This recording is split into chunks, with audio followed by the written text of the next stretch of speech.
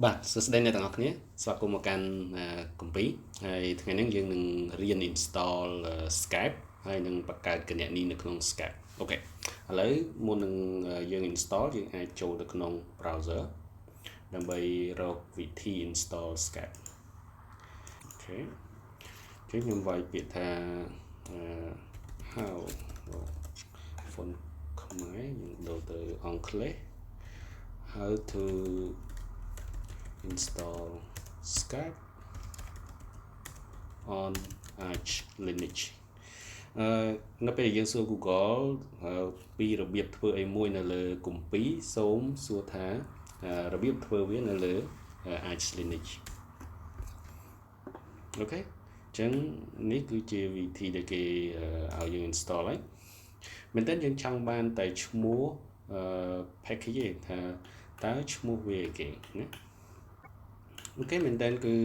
ឈ្មោះ package ហ្នឹងគឺ Skype ហ្នឹងតែម្ដងណាយើងអាចមើលទៅគឺអត់មានឈ្មោះអីផ្សេងទេគឺ Skype ហ្នឹងតែម្ដងអញ្ចឹងយើងអាចបើក console របស់យើង console អូខេបើក console អញ្ចឹងយើងវាយពាក្យ pi .s ធំ Skype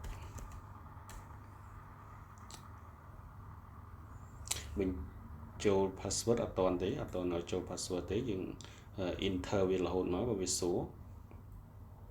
អូខេ enter នេះសួររក password អញ្ចឹងវាយ password យើងមក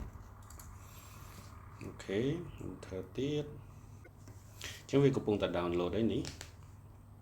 ហ្នឹងហើយតើទៅនឹង Skype គឺជាកម្មវិធីមួយដែលអាចឲ្យយើងឆាតវាជា social network មួយដែរណាយើងអាចឆាតហើយយើងអាច video call នៅក្នុង Skype យើងអាចផ្ញើរូបភាពផ្ញើ file ឬក៏មួយទៀតយើងអាចធ្វើ video conference ដែលយើងអាច share screen share អីវាជា alternative គឺជាជម្រើសមួយផ្សេងទៀតពី Zoom ដែរអញ្ចឹងលោកគ្រូអ្នកគ្រូដែលចង់បរៀនសិស្សឲ្យឃើញមុខសិស្សហើយចង់ share screen របស់យើងទៅកាន់កូនសិស្សហ្នឹងគឺអាចប្រើ Skype បានសមត្ថភាពវាដូចជាអាចដាក់កូនសិស្សបានរហូតដល់50នាក់ដែរជាជម្រើសមួយទៀតហើយតកតទៅនឹងសុវត្ថិភាពគឺវាល្អប្រសើរជាង Zoom អញ្ចឹងគួរតែពិចារណាប្រើ Skype ដែរអូខេវាអាស្រ័យលើ